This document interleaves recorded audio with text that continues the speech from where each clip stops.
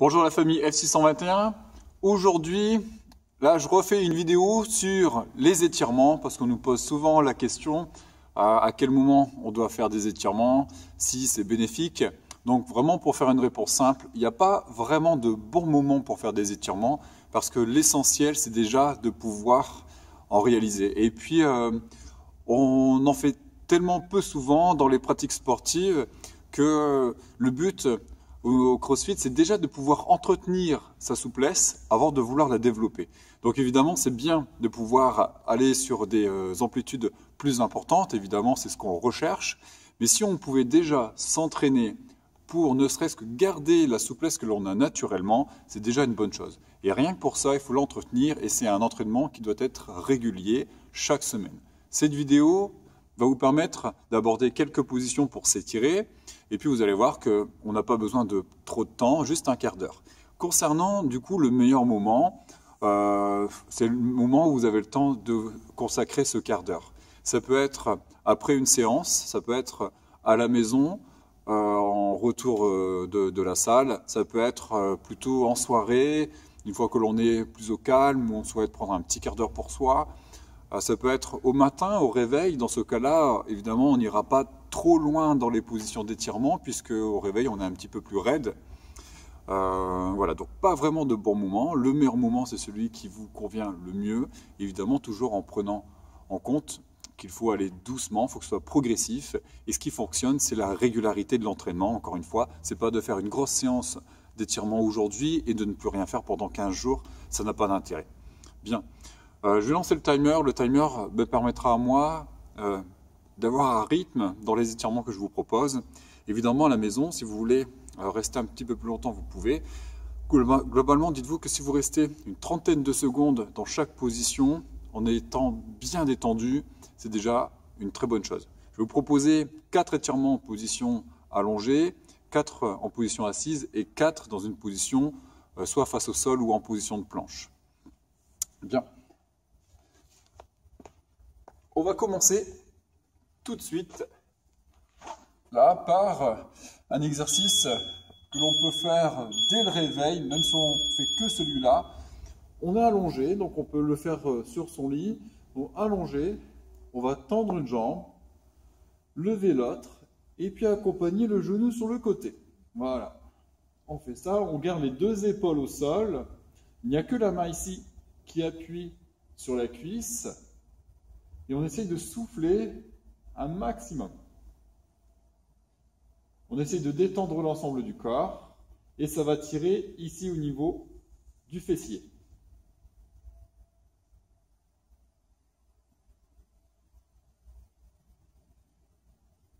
On relâche bien. On fait l'autre côté. Quand on fait le passage d'un côté à l'autre, on revient avec les deux genoux, on lève le bassin, puis on change. Ça permet de replacer la colonne et puis de pouvoir faire l'autre côté dans la même position.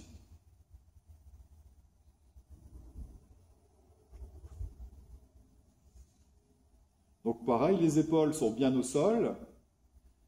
Et là, j'appuie sur la cuisse avec la main. Le reste du corps est décontracté.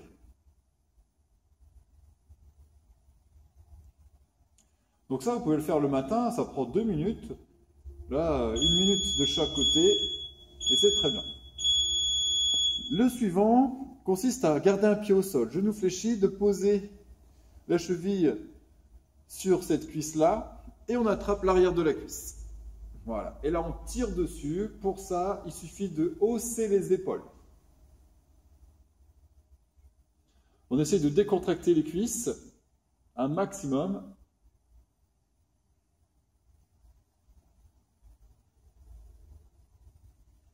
Voilà, il n'y a que les bras qui sont tendus, les épaules que l'on cherche à hausser, faire un haussement d'épaule pour tirer, mais sinon on décontracte les jambes, les cuisses, les fessiers.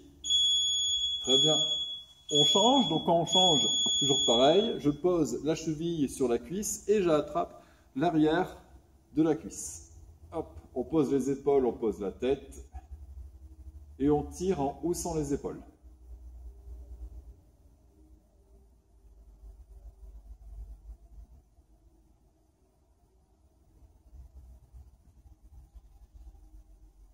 Voilà, dans cette position, là, ça tire sur la cuisse de l'autre côté, là, derrière.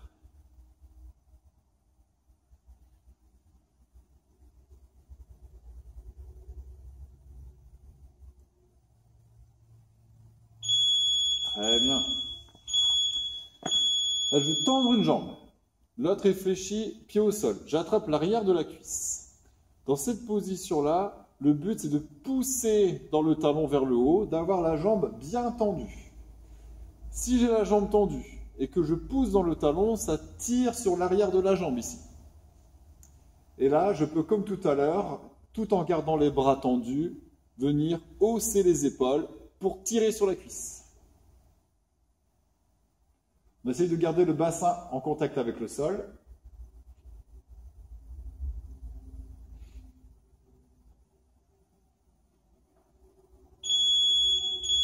On relâche. De l'autre côté, donc pareil, jambe tendue, c'est la priorité. Avant de tirer sur la cuisse, on tend la jambe, on pousse le talon vers le haut. Et si on veut tirer, on ne tire pas avec les bras, on tire en haussant les épaules. On garde le bassin en contact avec le sol.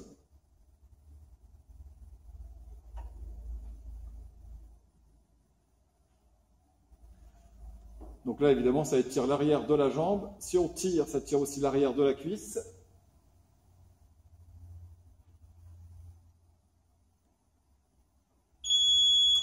Très bien, on relâche. On va se placer sur le côté. Ici, je suis allongé. Je fléchis le genou et j'attrape le pied. On colle le talon au fessier.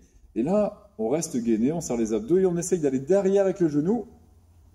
Et là, ça va tirer sur les quadriceps, donc devant la cuisse.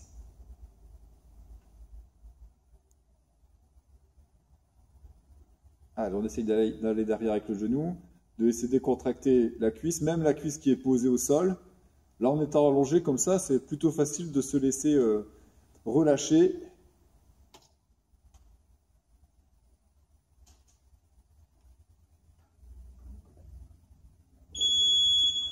On relâche. De l'autre côté, donc pareil, je m'allonge, je fléchis le genou, j'attrape le pied, on reste gainé, et quand c'est OK, quand on est relâché, on va derrière avec le genou.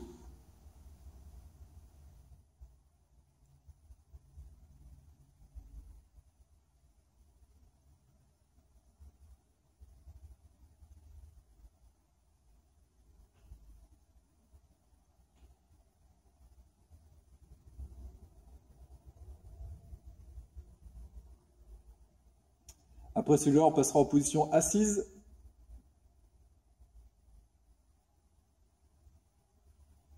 Très bien, on peut relâcher. Et on peut s'asseoir. En position assise, on en fait un aussi qu'on utilise très souvent. Ici, on a une jambe tendue, l'autre fléchie au-dessus. J'attrape le genou et le but, c'est d'amener le genou vers l'épaule opposée. Allez, et on tire dessus. Donc là, ça va tirer ici, au niveau du fessier. Alors, on fait un gros câlin au genou. Et là aussi, on essaye vraiment de se relâcher. On relâche les cuisses, les jambes. Là, par contre, on tire avec les bras. Voilà, essayez de toujours vous tenir bien droit. Là, de ne pas arrondir le dos. Et au contraire de vous tenir droit, ça va tirer un petit peu plus au niveau du fessier. On change de côté. Hop. Voilà, là aussi je tire. Donc là, ça tire ici. On se tient bien droit et on tire sur le genou. On essaye d'approcher le genou de l'autre épaule, donc de l'épaule opposée. C'est mon genou droit. J'essaye de l'approcher proche de l'épaule gauche.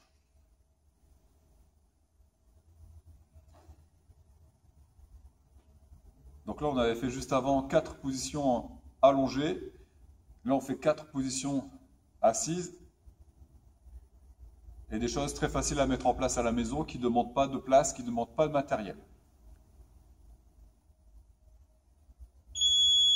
On relâche, on va coller les pieds, on attrape les chevilles et on place les genoux sur les côtés. Le but c'est de descendre ici, de descendre avec les genoux. Et s'il le faut, on pose les coudes sur les cuisses et on appuie. Là, on étire les adducteurs.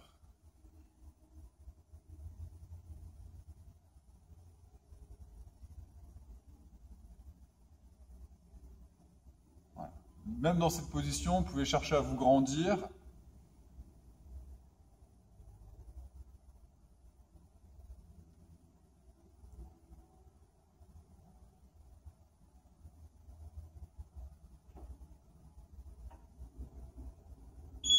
Voilà. On va coller les pieds. Et là, on va essayer d'aller chercher la pointe de pied. Là, donc là aussi, c'est un classique en étirement. Si c'est délicat, au lieu de forcer, surtout on ne donne pas d'à-coups, on peut mettre une serviette derrière les pieds. Ou alors, attraper les chaussettes. Donc là, moi, je peux attraper mes chaussettes. Ce qui permet, du coup, de relâcher les bras, de relâcher le dos, de conserver les jambes tendues. Voilà. Bon, après, déchirez pas vos chaussettes, mais si elles sont en bon état, il n'y a pas de souci. Voilà. Et là, à chaque fois que l'on souffle, on essaye de se relâcher. Très bien. On relâche. On va faire la même chose, mais ici, on écarte les pieds. Donc, pareil, je me mets vers l'avant, de profil. Donc, tout dépend de sa mobilité, mais je me mets vers l'avant. J'essaye d'aller chercher. S'il le faut, j'attrape mes chaussettes et je me place comme ça vers l'avant. Donc, on essaie de relâcher le dos, les bras.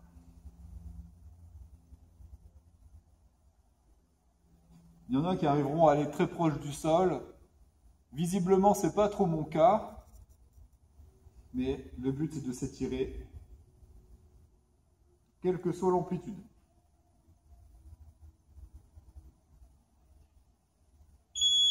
Très bien. On passe en position debout. Enfin, une position soit à genoux ou en planche. On va commencer par celui-là. Position de fente, le pied devant et plus loin que le genou. On reste bien droit et on avance. Ça va tirer ici sur les fléchisseurs. Donc là, c'est important de rester droit et gainé.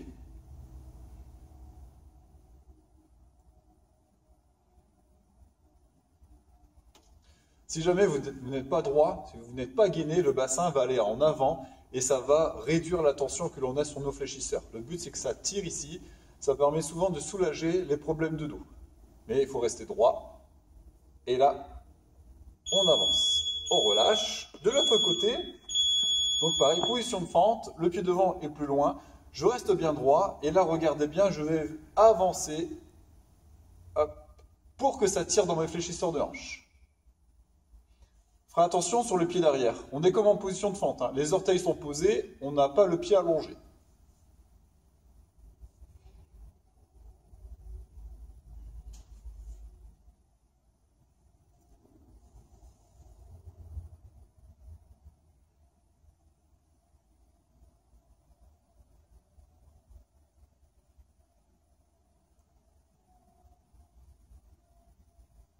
Voilà. On se met à genoux. Alors, on va mettre les genoux de la largeur des épaules. On laisse les pieds bien à plat, les mains devant. Et là, je vais venir descendre comme si je voulais m'asseoir entre les pieds. On peut poser la tête.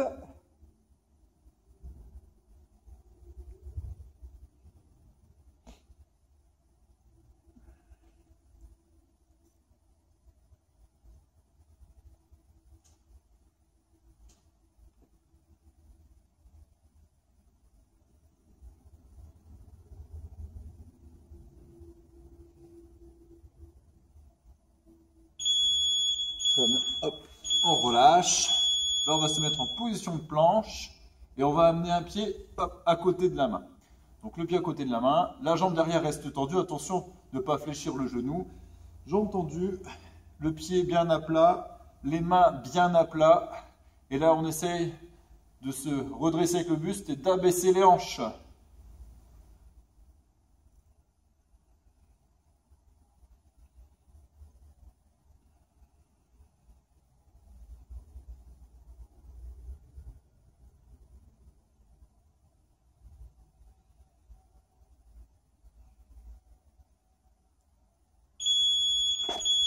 On relâche de l'autre côté.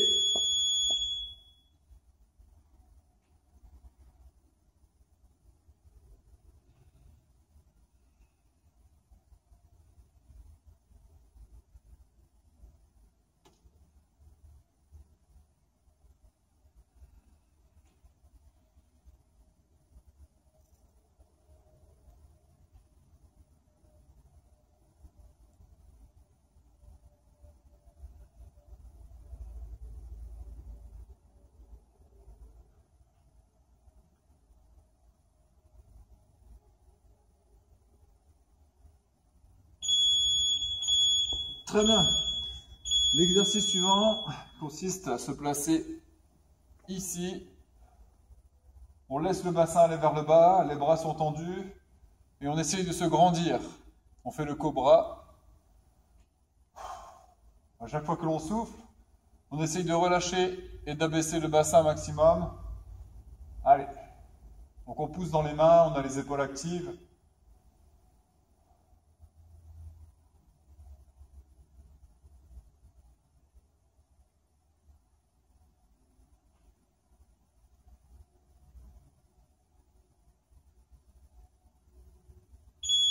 Voilà. On peut relâcher tout doucement.